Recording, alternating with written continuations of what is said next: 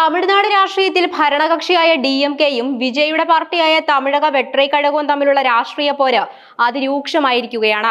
തമിഴ്നാട് മുൻ മുഖ്യമന്ത്രിയും DMK അധ്യക്ഷനുമായ MK സ്റ്റാലിൻ മുഖ്യമന്ത്രി C ജോസഫ് വിജയ്ക്കെതിരെ ആഞ്ഞടിച്ച് രംഗത്തെത്തി. ചെന്നൈയിൽ ചേർന്ന നിർണായകമായ DMK എക്സിക്യൂട്ടീവ് യോഗത്തിലാണ് വിജയുടെ ഭരണരീതിയെയും നിയമസഭയിലെ പെരുമാറ്റത്തെയും കുറിച്ച് രൂക്ഷമായ ഭാഷയിൽ അദ്ദേഹം വിമർശിച്ചത്.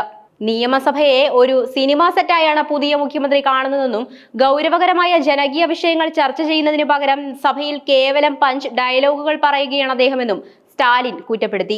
മുൻപ് DMK ഭരണകാലത്ത് തുടക്കമിട്ട ജനക്ഷേമ പദ്ധതികളുടെ പേര് മാറ്റുക എന്നത് മാത്രമാണ് നിലവിലെ മുഖ്യമന്ത്രി വിജയുടെ പ്രധാന ജോലിയെന്നും സ്വന്തമായി പുതിയ ദർശനങ്ങളോ പദ്ധതികളോ അവതരിപ്പിക്കാൻ അദ്ദേഹത്തിന് സാധിക്കുന്നില്ല എന്നും അദ്ദേഹം പരിഹസിച്ചു.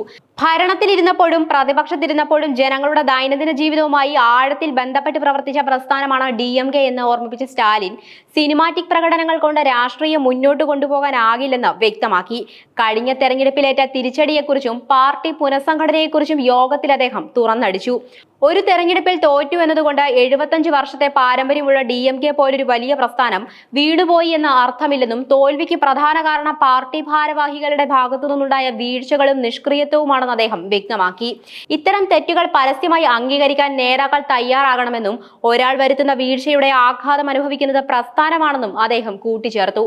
വരാനിരിക്കുന്ന പോരാട്ടങ്ങൾക്ക് മുന്നോടിയായി പാർട്ടിയിൽ വൻ അഴിച്ചുപണി നടത്തുമെന്നും ഓരോ മണ്ഡലത്തിലെയും സാഹചര്യം പരിശോധിച്ച് സമഗ്രമായ വിലയിരുത്തൽ നടത്തിയിട്ടുണ്ടെന്നും പ്രഖ്യാപിച്ച അദ്ദേഹം യുവാക്കൾക്ക് കൂടുതൽ പ്രാധാന്യം നൽകുന്നതിനായി വിവിധ പാർട്ടി പദവികൾക്ക് പ്രായപരിധിയും കാലാവധിയും നിശ്ചയിച്ചുകൊണ്ടുള്ള നിർണായക പ്രമേയം എക്സിക്യൂട്ടീവ് യോഗത്തിൽ പാസാക്കുകയും ചെയ്തു.